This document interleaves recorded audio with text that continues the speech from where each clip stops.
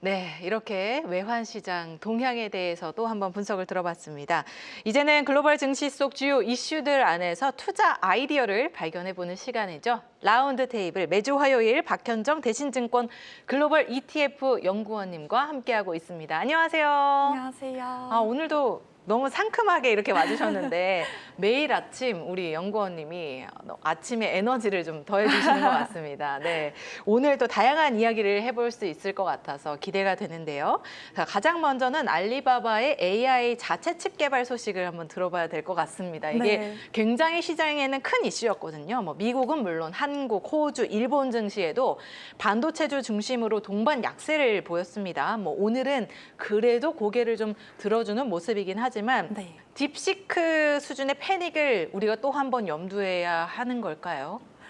일단 뭐 어제 같은 경우에는 미국 장이 안 열렸고, 그래서 지난주에 말씀하셨던 대로 이제 미국 반도체주들이 좀 주가가 부진한 그런 모습을 보였습니다. 그래서 특히나 이제 국내 같은 경우에는 미국 상무부가 이제 중국의 반도체 시설에서 미국산 장비를 사용하는 것을 지위를 이제 박탈을 하면서 국내 반도체 주들도 조금 부진한 모습을 보였다가 오늘 좀 반등을 하는 모습을 보였는데요. 사실 이제 중국 입장에서는 어떻게 보면 자국의 기술력을 지금 과시하고 있는 상황이다라고 봐주시면 되겠습니다. 그래서 저희 딥시크와 같은 사태가 펼쳐지는 게 아니냐라는 우려가 계속해서 나오고 있지만, 딥시크 때처럼 역시나 이제 해프닝으로 끝날 가능성이 높다라고 보고 있고요. 사실 이제 AI 산업에서 결국 패권을 가져오려면 자본력과 그리고 이제 그동안의 데이터가 많이 필요한데, 두 가지 모두 미국이 앞선 상황에서 이제 일종의 중국의 압박감을 느끼고 자국의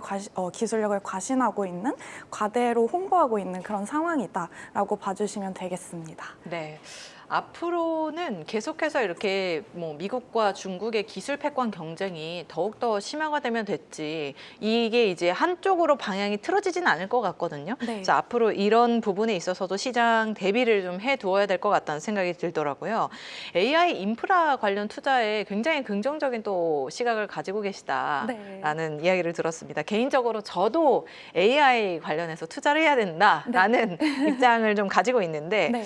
그렇다면 이제 뭐 굉장히 다양한 국가가 있습니다. 물론 뭐 미국이 주도하고 있는 상황이긴 하지만 어떤 국가에 좀 주목을 하면 좋을까요? 미국 외로 혹시 눈여겨볼 만한 데가 있는지 궁금하네요. 네, 사실 이제 저는 결국 AI 같은 경우에는 결국에는 미국이 주도할 수밖에 없다라고 보고 있습니다. 그래서 저희가 좀 과거로 돌아가서 생각을 해보면 이제 스푸트니크 사건이 있었거든요. 그래서 그때도 구소련이 먼저 우주를 가서 우주 경쟁에서 이제 미국이 뒤처졌다라는 인식이 확산이 됐었는데, 이번에 딥시크도 이제 비슷한 그런 우려를 보내고 있는 게 아닌가라는 생각을 합니다. 근데 저는 그때처럼 미국이 다시 한번 패권을 가져올 거다라고 보고 있고요. 그 이유는 이제 민간 지출과 그리고 이제 정부의 지출을 봤을 때 미국이 패권을 가져올 수밖에 없는 이유를 확인하실 수가 있을 것 같습니다. 그래서 제가 이제 차트를 좀 가지고 와봤는데요. 이제 AI 데이터 센터 관련해서 지출액을 가져왔습니다. 그래서 지금 이 차트를 봐주시면 일반 사무실의 건설 지출액이 지금 하늘색 선이고, 이제 회색 선이 이제 데이터 센터에 대한 건설 지출액이거든요. 그래서 이제 금액을 봤을 때 지금 데이터 센터가 거의 다 따라잡았고, 이게 이제 6월에 나온 데이터인데 아마 7월 데이터가 발표가 되면 따라잡고 추월하는 모습을 보이지 않을까 예상을 하고 있습니다. 그래서 더 눈에 띄는 점은 이제 연초 이후로 봤을 때 두 지출액의 격차가 급격하게 줄어들고 있다라는 점인데요. 사실 저희가 연초만 하더라도 데이터 센터에 대한 투자가 과잉 투자다라는 우려가 많이 있었는데, 그 우려를 이제 깨 부수고 계속해서 이제 건설이 이루어지고 있다라고 봐주시면 되겠습니다. 그래서 민간 주도로 이렇게 많은 자금이 데이터 센터로 들어가고 있기 때문에 중국보다 미국이 조금 더 앞서고 있다라고 보고 있고, 또 이제 두 번째로 트럼프 행정부가 AI 액션 플랜 관련해서 발표를 했습니다. 그래서 요 플랜 같은 경우에는 이제 세부적인 내용이 이제 뭐 미국 데이터 센터나 반도체 팹에 관련해서 건설을 할 때 규제를 완화시키는 내용들인데 이제 정부 차원에서도 이렇게 지원이 계속되고 있어서 사실 이제 중국 같은 경우에는 사실 첨단 기업에 대해서 보수적인 모습을 보이다가 올해 2월 들어서 시진핑이 CEO들과 회담을 하면서 좀 태세가 바뀐 모습을 보였기 때문에 그만큼의 이제 공백이 발생할 수밖에 없다라고 보고 있습니다. 네. 아까 보여주셨던 그래프가 참 의미가 있는 유의미한 그래프인 것 같은데요. 일단은 이제 사무실 건설량이 줄어들고 있는 반면에 데이터 센터의 건설은 늘고 있는 거잖아요. 네. 안 그래도 제가 오늘 출근길에 이제 라디오를 들었는데 이 구글에서 이제 앞으로는 가정에서 사용할 수 있는 AI 시스템을 개발한다고 하더라고요. 네. 근데 실제로 그렇게 되면 이제 모든 가정에서 모든 가정에서 이제 이 AI를 사용하게 되면 구글의 데이터 센터 사용량이 급격하게 더 늘어날 것으로 예상이 된다라는 내용들이 전해졌습니다. 네. 제가 이 얘기를 왜 했냐면요. AI에 따른 데이터 센터의 수요가 점점 더 증가를 하고 있는데 사실 그걸 뒷받침해 줄 수 있는 게 바로 전력원이 있어야 되잖아요. 그런데 핵심 전력원이 지금 수준에서는 턱없이 부족하다라는 이야기가 많이 나옵니다. 그러면 이제 이 전력원을 저희가 어디서 좀 지원을 받고 어디서 뽑아올 수 있을지를 생각을 해야 되는데 그 전력원이 바로 원자력이 될 것이다라는 이야기들이 나오고 있는데요. 그렇다면 이제는 원자력도 한번 눈을 돌려서 네. 저희가 투자 아이디어를 좀 둬봐야 할지 궁금합니다. 네, 일단 저는 원자력 같은 경우에는 꾸준히 중장기적으로 좋게 보고 있고요. 그 이유가 말씀하셨던 이제 AI 데이터 센터의 주요 전력원이 될 것이기 때문입니다. 이제 AI 데이터 센터의 주요 전력원이 되려면 두 가지가 필요합니다. 그래서 첫 번째로는 전력 안정성이고요. 그 이유가 데이터 센터가 24시간 내내 가동이 되기 때문에 전력 발전을 24시간 내내 안정적으로 해주는 게 굉장히 중요합니다. 그래서 제가 또 표를 하나 가지고 왔는데요. 이게 이제 데이터 센터 부하 지수에 대한 내용입니다. 그래서 부하 지수가 무엇이냐면 저희가 평균적으로 사용하는 전력 지수를 이제 분모에는 이제 최대로 사용하는 전력으로 나눈 다음에 100을 곱해서 퍼센티지로 바꿔주는 지표입니다. 그래서 이 지표가 무엇을 뜻하냐면 평균적으로 저희가 전력을 얼마만큼 많이 사용을 하는지를 뜻하게 되는데 표를 보시면 아시겠지만 데이터 센터가 90%에서 100%를 사용하고 있습니다. 그래서 이 말인즉슨 24시간 내내 데이터 센터가 가동이 된다라는 뜻이고요. 저희가 살고 있는 아파트를 한번 보면 38%에서 42% 정도 사용을 하고 있는 것을 확인을 하실 수가 있습니다. 그래서 사실 저희가 5일 정도는 출근을 하고 집에 있는 시간이 토일 그리고 이제 뭐 평일에 퇴근 이후기 때문에 이제 하루에 3분의 1 정도밖에 사용을 안 한다라는 뜻이어서 이렇게 꾸준하게 전력을 많이 데이터 센터는 사용하고 있다라고 봐주시면 되겠고요. 그래서 에너지원별로 봤을 때 이 부하 지수가 높은 게 이제 원자력입니다. 그래서 원자력 같은 경우가 이제 92% 정도의 부하 지수를 나타내고 있고요.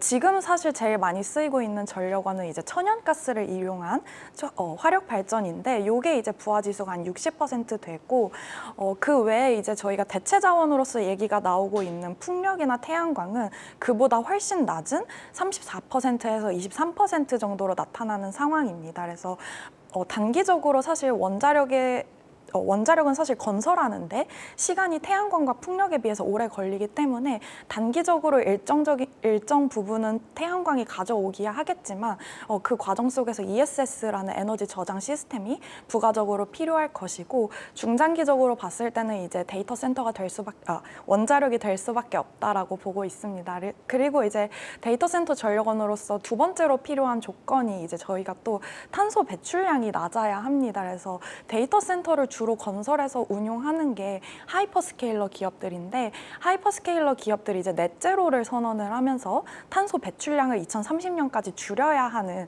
그런 상황에 직면했습니다. 근데 저희가 전력원별 탄소 배출량을 봐주시면 원자력은 이제 12kW밖에 안 나오고 있는 상황인데 이제 천연가스 제일 많이 쓰이고 있는 천연가스는 지금 490g이 나오고 발생이 되고 있는 상황입니다. 그래서 어쩔 수 없이 친환경 에너지 에너지로 가야 하는데 친환경 에너지를 사용을 하기에 지금 풍력과 태양광이 일정하게 발전을 하고 있지 못해서 이 두 가지 기준을 모두 만족하는 원자력이 부각받을 수밖에 없다라고 보고 있습니다. 네, 지금 표현에도 태양광보다도 탄소 배출량이 원자력이 훨씬 더 낮은 것으로 보여지고 네, 있어요. 맞습니다. 네, 그래서 중장기적으로는 저희가 원자력으로 가야만 한다라는 내용을 전해주셨습니다. AI 데이터 센터 전력 수요가 급증하면 그러면 이제 대형 원전으로는 또 대응이 어려울 것이다라는 시각도 제시가 되고 있습니다. 그래서 이제 우리가 눈을 돌려야 하는 곳이 바로 SMR 네. 원전이다라는 건데요. 근데 이제 소형 모듈 원자 같은 경우에는 이 SMR은 우리가 투자를 한다라는 내용의 뉴스들은 굉장히 많이 접했지만 실제로 이 SMR을 운영하고 있는 곳이 또 아직까지는 네. 많지는 않다라는 이야기들이 있습니다. 그러면 이제 투자를 하는 데 있어서도 우리가 어떻게 이제 그 계획을 세워봐야 되는지 그리고 투자 매력도는 어느 정도라고 보시는지 네. 그 부분도 자세히 한번 짚어주시죠. 사실 이제 대형 원전 같은 경우에는 건설하는 기간이 뭐 길게는 10년까지 걸리기 때문에 지금 그에 대한 대안으로서 SMR 그리고 이제 MMR까지 부각이 받고 있는 상황이다라고 봐주시면 되겠고요. 그래서 대형 원전 같은 경우에는 10년이 걸리지만 SMR 같은 경우에는 사실 건설 자체로만 봤을 때는 2, 3년이면 건설이 되는 것을 확인을 하실 수가 있습니다. 그래서 이런 것들이 이제 부각이 되고 있는 상황이고, 그래서 이제 뭐 뉴스케일 파워라던가 이제 오클로 같은 기업들이 최근에 많이 부각을 받고 있는데 문제는 이들 기업이 실제로 상용화를 할 것으로 예상이 되는 시점은 이제 2030년 이후로 예상이 되고 있습니다. 그래서 아마 그때까지는 좀 계속해서 관심 있게 봐야 할 그런 기업들이 아닐까라고 보고 있고요. 특히나 이제 MMR 같은 경우에는 SMR보다 훨씬 더 작게 만들어진 그런 원자로라고 봐주시면 되겠습니다. 그래서 제가 사진을 하나 가져왔는데요. 트럭이라서 많이 놀라셨을 텐데 저 트럭 뒤에 달려있는 저 제우스라는 것이 MMR입니다. 그래서 나노뉴클리어 에너지라는 MMR을 개발하고 있는 기업이 만든 이제 MMR인데 요거는 이제 저렇게 작기 때문에 트럭 같은 데 얹어서 운반을 통해서 이제 원자력 발전소로 이동을 시킬 수가 있습니다. 그래서 이렇게 되면 좋은 게 뭐냐면 미국 같은 경우에는 워낙 땅덩어리가 넓기 때문에 이제 오지나 탄광 이런 데가 많은데 이런 부분까지 이제 전력원을 공급을 할 수 있다라고 보고 있고요. 그렇기 때문에 이제 저는 이제 원자력 기업에 투자를 하실 때 ETF로 접근을 하신다면 국내 같은 경우에는 최근에 이제 SMR 관련된 상품들이 많이 출시가 되고 있어서 이런 기업들의 비중이 높은 상품도 함께 눈여겨 보실 만하다라고 보고 있습니다. 네, 좋습니다.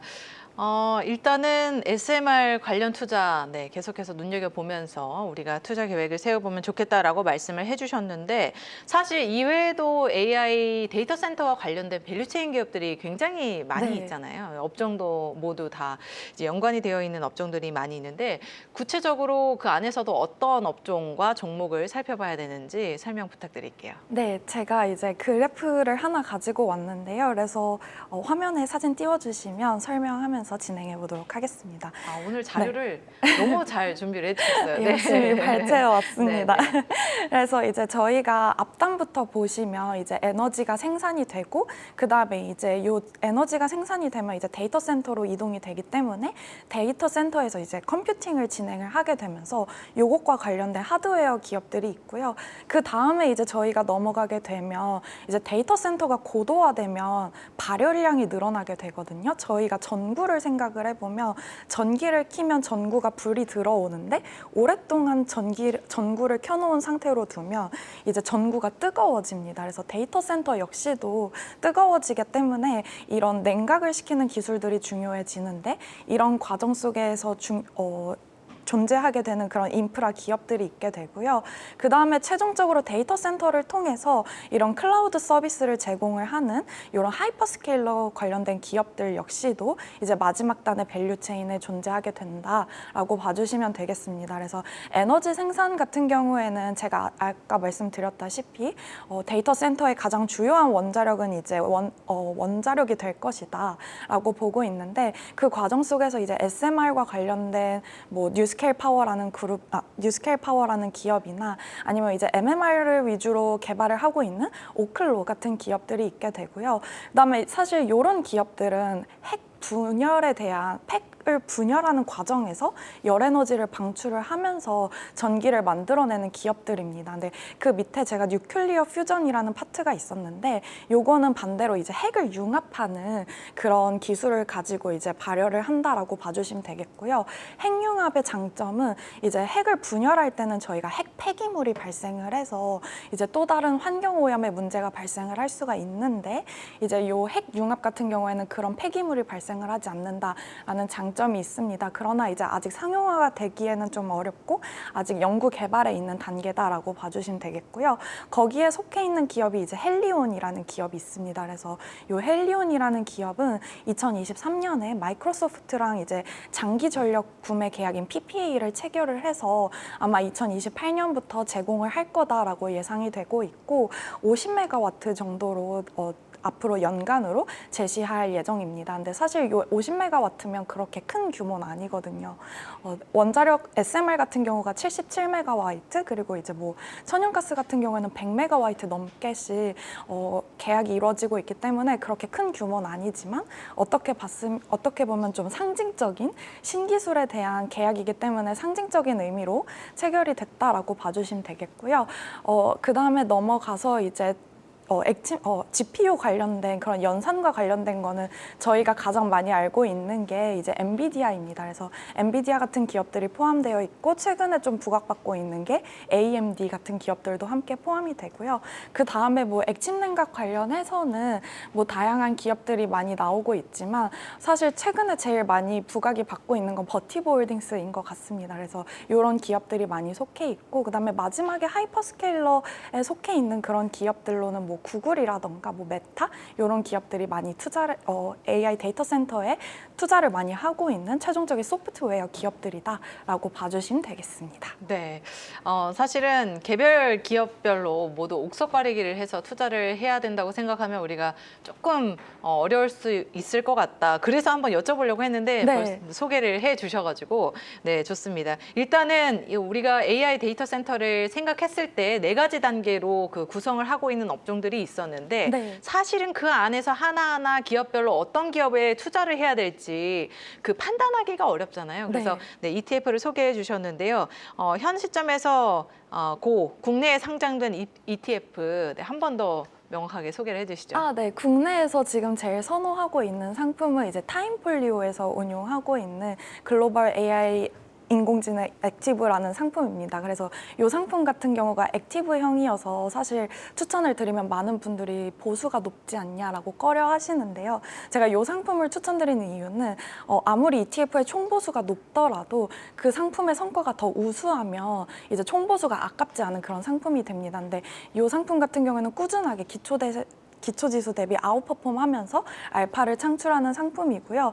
보유하고 있는 종목들 보면 굉장히 핫합니다. 그래서 엔비디아라던가 그다음에 이제 뭐 GE바노바 역시도 가스터빈 쇼티지 발생하면서 많이 부각받고 있는 기업들이고 뭐 팔란티어야 너무 유명한 그런 올해 핫했던 종목이고요. 그 외에 뭐 국내에서 SMR 관련된 두산에너빌리티라는 종목도 담고 있고 그래서 이제 뭐 AI 소프트웨어, 하드웨어 기업들 전반적으로 밸류체인을 포함하고 있어서 굉장히 매력적인 상품이다라고 보고 있습니다. 네, 앞서서 언급을 해주신 엔비디아, 팔란티어, 두산 에너빌리티까지 모두 담고 있는 ETF를 소개해 주셨습니다. 참고하셔서 투자 아이디어 얻으시길 바라겠습니다. 자, 오늘은 박현정 연구원과 함께 이야기 나눴습니다. 오늘 말씀 고맙습니다. 감사합니다.